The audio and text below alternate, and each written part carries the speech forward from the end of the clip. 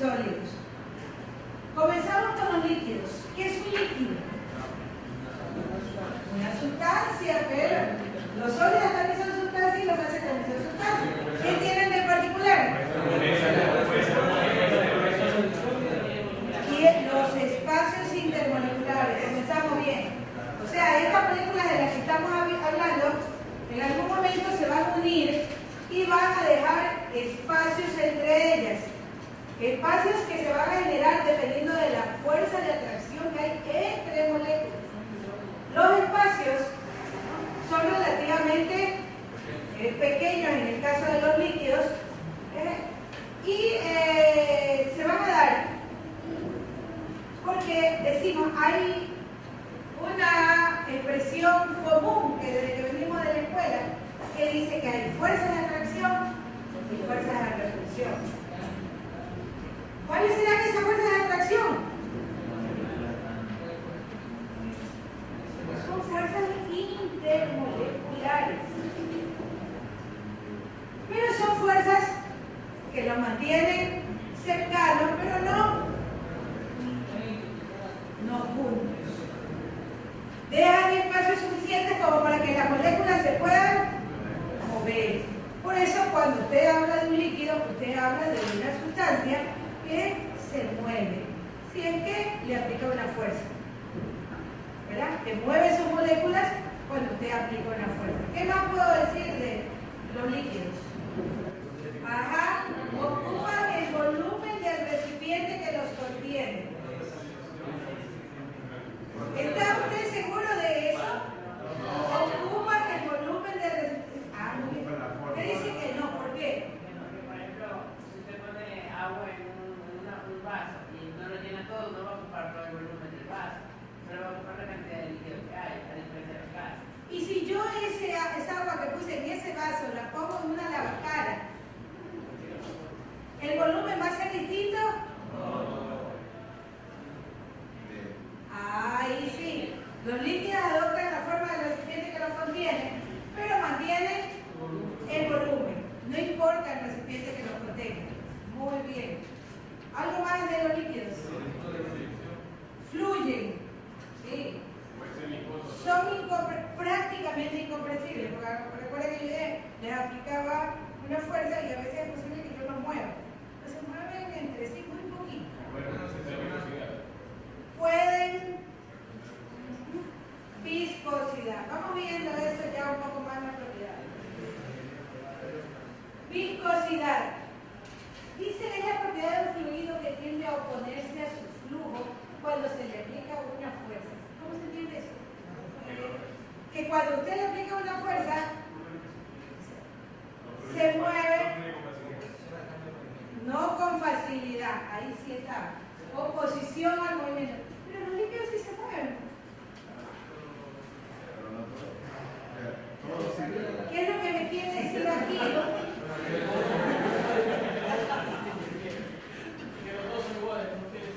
Fíjense, hay que seguir leyendo. Los fluidos de alta viscosidad presentan una cierta resistencia a fluir. Los de baja viscosidad fluyen con facilidad. Es decir, que si yo agarro, por ejemplo, un balde de agua y lo lanzo así por este callejoncito, ¿hasta dónde va a llegar el agua? Con la fuerza que yo le pueda dar. O sea, así, portachona no soy. ¿Usted cree que llega hasta la pared? Ya, pongámosle que llega ahí hasta la penúltima banca. Es un balde. Vengo yo después y en vez de agua lanzo un balde de aceite. ¿Hasta dónde llega el aceite? Hay algunos que están viendo hasta dónde llega. ¿Usted cree que llega hasta la pared el aceite? Genera más resistencia a fluir el aceite, por lo tanto, la viscosidad, estamos diciendo que es mayor, ofrece más resistencia al flujo. Y si yo tengo un balde, pero de salsa de tomate, y lo lanzo ahí, depende. Me dijo que el agua era poco viscosa, por eso llega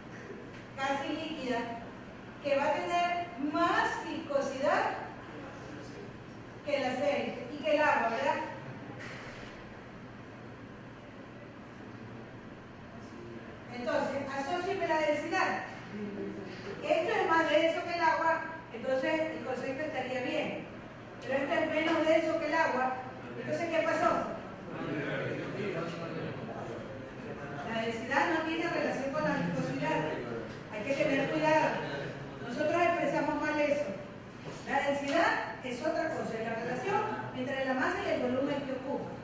Y acá hay fuerzas intermoleculares que me están creando resistencia a que el líquido fluya. Son dos cosas distintas. Correcto. Entonces, hay tres diferentes líquidos, tres diferentes viscosidades. Va a depender de lo que está formado y la resistencia que creen las fuerzas intermoleculares entre ellos. Entonces, ¿se entiende lo que es viscosidad? La viscosidad puede ser determinada midiendo el tiempo que tarda el fluido en fluir, valga la redundancia, a través de una determinada temperatura. Ajá, aquí ya hay otro factor que me está afectando la viscosidad. ¿Qué pasa si yo disminuyo la temperatura del aceite? Menos viscosa. ¿Y qué pasa si yo lo aumento? Así ahí sí es probable que yo llegue con el aceite a mucho más allá. ¿Sí? Porque la temperatura cambia la viscosidad. ¿Cómo? A mayor temperatura, menor viscosidad. A menor temperatura, mayor viscosidad. Usted mete una miel, por ejemplo, en la refrigeradora, cuando la quiere usar, la salsa de tomate, ya, no sale. Pero si usted pone esa miel en agua caliente, cuando usted la mira, fluye. ¿Sí? Entonces estamos hablando que la temperatura es un factor importante que define la viscosidad. Es de considerar que a mayor temperatura disminuye la velocidad de fluido y al disminuir la temperatura, la viscosidad aumenta. Fíjense que esto es importantísimo, esto de la temperatura. Por ejemplo, un aceite de carro. Sería lo mismo que yo le ponga el mismo aceite a un carro que funciona en Guayaquil, a un carro que funciona en Quito. Por la baja temperatura, sobre todo en la noche, nosotros vamos a tener un aceite que si le aumenta la viscosidad, de mañana tenemos un queso. ¿Prende el carro? Prende. Por el contrario, en Guayaquil, si le ponemos un aceite de muy baja viscosidad, ¿qué va a pasar? Al mediodía, ya eso se hace muy líquido. Por el contrario, no va a ayudar a lubricar todas las partes del carro para el cual está puesto el aceite. Entonces, ya no cumple la misión. Por lo tanto, si yo me voy a la sierra, tengo que buscar aceites de viscosidad más baja. Y si me voy a la costa, eso es un ejemplo claro. ¿Cómo se mide la viscosidad? La viscosidad se deja caer a través de un capilar y se mide el tiempo que tarda en caer una determinada cantidad de sustancia o de fluido. Bueno, eso es la viscosidad. Sería bueno que nos mandara yo a medir la viscosidad de tres sustancias. Vamos con otra propiedad. ¿Ha oído de la tensión superficial? ¿Qué es la tensión superficial? Fíjense que estamos hablando de fuerzas intermoleculares. Cuando hablamos de líquidos, estamos hablando de partículas que tienen fuerzas entre sí y que tienden a unirse como todo. ¿Qué pasa si una molécula está aquí en el centro? Significa que hay afectación de todos los lados. Hacia la izquierda, hacia la derecha, hacia arriba, hacia abajo, para todos los lados. Pero ¿qué pasa con una molécula que está en la parte superficial, en el límite? ¿Se ve atraída hacia todas las moléculas que hay alrededor? En realidad se ve atraída solamente con las moléculas que están hacia abajo, las que son líquidas. ¿Verdad? ¿Qué va a pasar en el momento que solo distribuya la fuerza con las de abajo y con las que están a los costados? Va a crear una fuerza externa mayor o menor que la que crea con cada una de estas. Mayor, porque eso aquí miren, dice está distribuyendo la fuerza, entonces la misma fuerza. Por lo tanto, lo que crea aquí es una fuerza superficial que hace que todas las moléculas estén muy juntitas. Fíjense usted que el agua, a pesar de que hace un momento que hablábamos de viscosidad, yo decía que el agua podía llegar allá, eso es suponiendo que yo le aplico una fuerza. Porque si yo no le aplico ninguna fuerza, solo dejo caer el agua aquí, se va a pegar. Se va a pegar. Porque no se riega. Lo han visto que se encierran bolitas. Pero el agua también. ¿Qué es lo que hace? Las fuerzas de las moléculas que están en la superficie forman una capa, una malla, que impide que las demás moléculas se vayan hacia otro lado. Crea una fuerza intermolecular superior que mantiene relativamente unidas a las moléculas. ¿Sí? Eso es lo que se llama tensión superficial. Esa fuerza, esa tensión de la superficie, como su nombre lo dice. Es la condición existente en la superficie libre de un líquido semejante a las propiedades de una membrana elástica bajo tensión, como un globo. La tensión es el resultado de las fuerzas moleculares, cohesión. ¿Recuerda que hemos hablado en algún momento? Usted debe haber fuerzas de cohesión y fuerzas de repulsión. Cohesión, unión, que ejercen una atracción no compensada hacia el interior del líquido sobre las moléculas individuales de la superficie. Esto se refleja en la considerable curvatura en los bordes donde el líquido está en contacto con la pared. Si usted se da cuenta, aquí en el recipiente, el único sobre lo que se está dirigiendo es la superficie de abajo. Lo mismo aquí, lo mismo aquí. Se define como la energía requerida para aumentar el área superficial del líquido en una unidad de área. ¿Cuál es la unidad? Es la figura geométrica que tiene la menor área superficial. ¿El cuadrado tiene menor área superficial?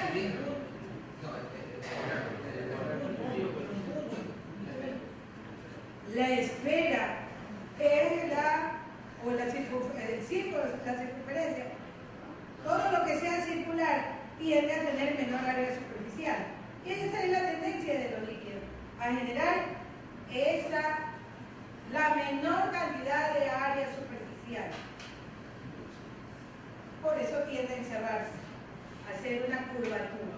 Ahora esa curvatura usted la va a ver y va a depender de cada líquido.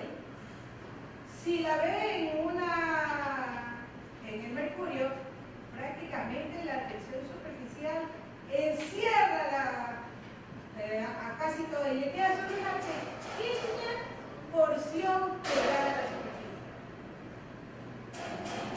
En el agua no, el agua, mire, tiende a ocupar más espacio. No solamente tiene que ver con las fuerzas de cohesión, aquí ya también se ve involucrada algo más, una fuerza de adhesión. ¿Quién está mejor adherido? ¿Esta agua o este mercurio? Mejor adherido a la superficie. El agua. Esas fuerzas de adhesión son las que me van a decir. ¿Qué pasa si yo esta agua no la pongo ahí, sino que la lanzo sobre el capó de un carro recién encerado? ¿Va a hacerse esa burbuja grandota? ¿Qué va a pasar? Se hacen burbujas cada vez más pequeñitas. ¿Qué pasó? ¿Qué le pasó con la frase? Disminuyó la fuerza de adhesión comparado con las fuerzas de cohesión. Por eso hizo bolitas más pequeñas.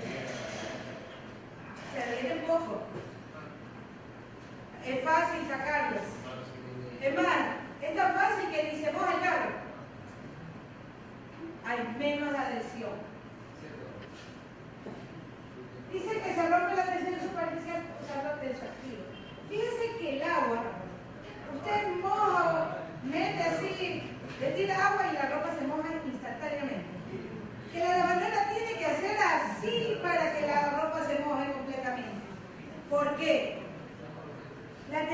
superficial impide que el agua penetre fácilmente por los tejidos de la ropa. Se resiste, ella tiene que unirse, no a unirse a las otras superficies. ¿Me explico? Entonces hay que generalmente forzarla a que lo haga. En la mayoría de los casos, el algodón es menos. Porque hay unas que si se regan con agua te juntan, pero hay otras que se mojan. Ajá, pero no se puede intentar de mantener más. Usted a veces le cae gota y hace esto, se cae. Ni siquiera se le moja la ropa. Hay que obligar al agua que rompa esa tensión superficial. ¿Cómo lo logra? Poniendo tensoactivo. ¿Qué es un tensoactivo? Un jabón, un detergente, que va a hacer que las moléculas tiendan a separarse y pueda penetrar más fácil dentro del tejido. Sí tiene que ver. Tiende a tener mayor tensión superficial. Y también depende de la temperatura. Si yo aumento la temperatura, usted sabe lo que pasa dentro de un líquido cuando aumenta la temperatura, ¿no? Las moléculas, ¿qué pasa? Ajá, aumenta la cinética, correcto. Si aumenta la cinética, sería más fácil. O sea que si yo lavo con agua caliente, de una, dice, muy bien, me encanta esa expresión. De una consigue que el material se moje, correcto, y logre disolver el sucio que hay en él. ¿Sí? Ve la necesidad de saber el tensión superficial. Aquí ya entran dos factores para esta propiedad de los líquidos, y es la fuerza de cohesión y la fuerza de adhesión. ¿Usted conoce lo que son los capilares?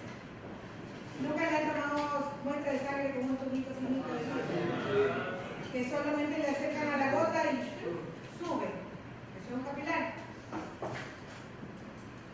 Cuando usted tiene un tubito de esos, es probable que usted consiga que el líquido suba. ¿Por qué sube? Usted tiene un tubo, ¿correcto? Hay agua aquí abajo, o un líquido. Te dice que hay fuerzas de cohesión entre las partículas de agua que hacen que las tienden a extravar. Pero cuando usted tiene un tubo muy fino, recuerden que el agua tiende, o cualquier líquido tiende a adherirse a las paredes. Poco o mucho va a depender tanto del líquido como de las paredes. Yo le puse ejemplo de carro encerado y esto. Entonces, si este tubo es muy finito, el diámetro, o sea, el área interna, resulta ser tan grande que el líquido va a tratar de adherirse a las paredes. Entonces, ahí es cuando comienza a subir y logra subir grandes alturas. Fíjense que el ejemplo más claro son los árboles que usted puede ver afuera. ¿Cómo se alimentan los árboles? Todos sabemos que las plantas, así como las personas, tenemos tubitos capilares. La sangre, la única bomba que usted tiene es acá. Usted sí tiene una bomba. Corazón. Que le ayuda a que el agua, que la sangre se distribuya hasta el último centímetro de su cuerpo. Dedo, cerebro, neuronas, lo que usted quiera. Pero esa bombita no es que tiene una fuerza tiene una fuerza relativa. ¿Qué es lo que le ayuda? Que usted tenga una gran cantidad de capilares, venitas, finita, vasitos, que distribuyen la sangre por todo el cuerpo. Así también las plantas. Las plantas, por sus capilares, sube el agua hasta el tercer piso, como tranquilamente diríamos, sin necesidad de ningún esfuerzo. Mientras más fino, más área superficial. Va a tender a subir. Aquí las fuerzas de adhesión terminan siendo mayores que las fuerzas de cohesión. Eso es lo que permite que suba. La capilaridad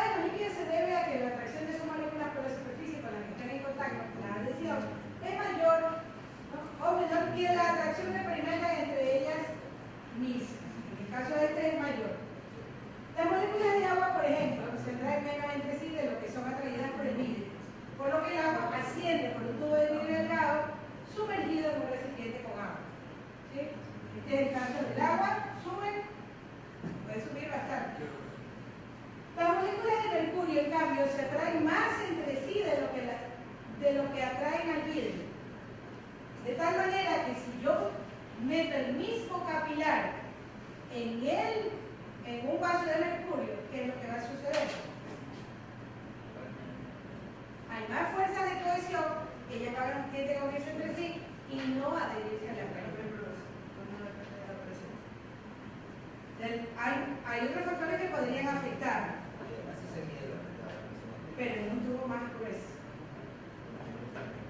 Claro, pero esto es un capilar, yo lo estoy haciendo de manera grande como para que sea un esquema que se entienda. Pero un capilar, por eso le puse el ejemplo. Si lo ha visto el tubito ese, porque se fue sangre. Un tubito así chiquito de vidrio, muy finito, que no entra ni una aguja. Ahí dentro no entra ni una aguja. El área transversal es bien pequeño. ¿Sí? Eso es lo que hace la diferencia. Y yo como un tubo así, claro, ya termina siendo por el principio de presión atmosférica, que va a empujarlo y el líquido se queda arriba. Más bien, no, aquí capilaridad. Se queda a la larga, esa presión atmosférica no lo va a afectar. En realidad, si le bajo la viscosidad, es probable de que suba con mayor facilidad. Eso es lo mismo que le pasa a usted cuando tiene colesterol, triglicéridos, azúcar. La sangre se vuelve tanto, hacer que se mueva hacia todos los lados del cuerpo, va a ser complicado. Estamos hablando de fuerzas que unen las moléculas de las sustancias, ya sea en estado sólido, en estado líquido o en estado gaseoso. Particularmente estamos viendo las que son del estado líquido. Como dice aquí, ¿qué son las fuerzas intermoleculares? Son las fuerzas que unen a las moléculas de intensidad menor a los enlaces iónicos y covalentes. Recuerda que vimos la semana pasada enlaces iónicos y covalentes. ¿Cuál es el más fuerte? El iónico es más fuerte que el covalente, por si acaso. Dentro de los tipos de fuerzas intermoleculares, o sea, ya no hablo de elementos, sino de moléculas, están tres tipos principales de fuerzas de atracción, que son el ion-dipolo y dipolo-dipolo, las fuerzas de dispersión del hondo y las fuerzas de puentes de hidrógeno. Veamos qué es la fuerza de ion-dipolo. Como su nombre lo dice, ion-dipolo, eso significa que hay un ion, ¿no? Y hay otra sustancia que genera dos polos, dipolo. Las fuerzas ion-dipolo existen entre un ion y la carga de un extremo de una molécula polar. Ya dijimos lo que era una molécula polar, ¿verdad? ¿Cómo se generaba? Dijimos que se hacen polos y se vuelve una molécula polar. ¿Cuáles eran?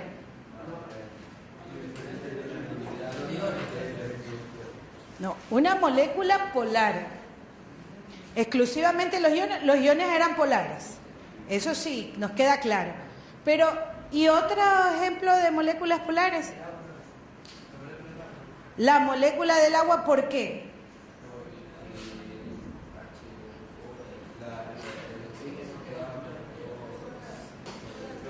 Dos pares de electrones libres. Por ejemplo, esa era un tipo de molécula polar, el agua, porque tenía dos pares de electrones libres más los dos hidrógenos conectados con enlaces covalentes. Ese es un ejemplo claro de esto. Una sustancia iónica, el cloruro de sodio. Sal, común, ¿verdad? Es iónica, ya tenemos el ion. El dipolo, usted me acaba de decir el agua. El agua con sal tienden a mezclarse, correcto. Esa es una de las cosas que usted tiene que tener en cuenta a la hora de mezclar sustancias. Porque unas se mezclan y otras no. Porque unas son solubles o miscibles y otras no. Tiene que ver muchas veces con esto. Como el diésel y el agua. El diésel y el agua, muy bien. El agua es una molécula polar, gracias. ¿Y el diésel qué será? ¿Usted cree que será igual o diferente al agua? Muy diferente. Mire, lo vamos a dejar eso así, como decir, en stand-by, porque necesitamos la fórmula del diésel para que usted lo entienda, ¿no? De qué está compuesto. De todas maneras, esto no tiene que ver porque allí no hay ningún ion. El diésel por ningún lado es un ion porque es una sustancia orgánica. No tiene iones, estamos hablando de ion dipolo. El único aquí que sí estamos seguros es el agua, que forma una molécula polar. Por eso le digo aquí que un ejemplo típico de la solución que se forma entre el cloruro de sodio y una molécula polar como el agua. Claro, tengo el ion dipolo, donde se ha formado, su nombre lo dice, dos polos, y tengo la parte iónica. Obviamente, la parte positiva de la molécula polar se va a ver atraída hacia el ion negativo de la sustancia iónica. Lo mismo, el polo negativo va a verse unido a la parte positiva de la sustancia iónica. ¿Se entiende esa unión, esa fuerza de atracción? Ahora tenemos las fuerzas dipolo-dipolo. Fíjense, estas son entre moléculas polares. Ya no estoy diciendo iones, estoy descartando iones, pero estoy hablando de dos moléculas polares. Ahora, usted me decía el agua, por ejemplo. O al final usted me va a dar la conclusión. Sin saber la fórmula del diésel, de pronto podríamos sacar una conclusión. Dice que en las fuerzas dipolo-dipolo, ¿no? Las moléculas se atraen cuando el extremo positivo de una de ellas está cerca del extremo negativo de otra. Claro, si yo tengo puras moléculas con dipolos dentro de la misma mezcla de sustancias, habrá un momento que esto va a girar, va a dar vueltas, ¿verdad? Usted pone varios imanes juntos, si se pone a moverlos, en algún momento alguno se va a ver atraído por otro, ¿no? Conoce lo que es un imán, que sabe que tiene dos polos, ¿sí? Es la misma forma. Esto va a jugar siempre dando vueltas en la realidad y obviamente cuando se encuentran dos polos distintos se van a ver atraídos. ¿Va a haber en algún lado repulsión? Es obvio, ¿por qué? Cuando se encuentren dos polos iguales, la ley es que van a tratar de separarse. Sí. Estas fuerzas, como dice aquí, son generalmente más débiles que las anteriores. Aquí hay un movimiento de moléculas que inclusive estamos hablando hasta de repulsión en algunos momentos. Eso me quiere decir que no siempre van a estar juntas, ¿sí? Un ejemplo de estas fuerzas es la que se establece entre sustancias polares, como el alcohol. ¿Dónde está la polaridad del alcohol? No sé si ustedes han visto química orgánica, algunos saben que el carbono, ¿no? El alcohol etílico tiene hidrógenos, y de acá se une a un OH. Sí. Si yo tuviera todo lleno de hidrógenos, o sea, de los mismos elementos, yo tuviera una molécula polar o no polar. No polar porque todos los enlaces son iguales, pero aquí tengo un OH. Esto me convierte a esta molécula en una molécula polar, correcto. Por lo tanto, esa. Y el agua, que también dijimos qué cosa era, polar, tengo dos sustancias o dos moléculas, en este caso, polares, con dipolos. Eso es lo que me da o me permite una mezcla ilimitada entre alcohol y agua. Pero usted se habrá dado cuenta que usted puede comprar un montón de alcoholes en el mercado Y hay unos que le arden más y hay otros que le arden menos. ¿Por qué será? Porque unos tienen más alcohol y otros menos. Simple, eso es sencillo. Pero usted los puede mezclar en las cantidades que usted quiera. Inclusive podría poner más alcohol que agua y también es válido. Siempre se van a mezclar, ¿no?, el uno con el otro. Ahora está el otro, que es fuerza de dispersión del hondo. Dice que se establece entre partículas no polares. Ahora aquí tengo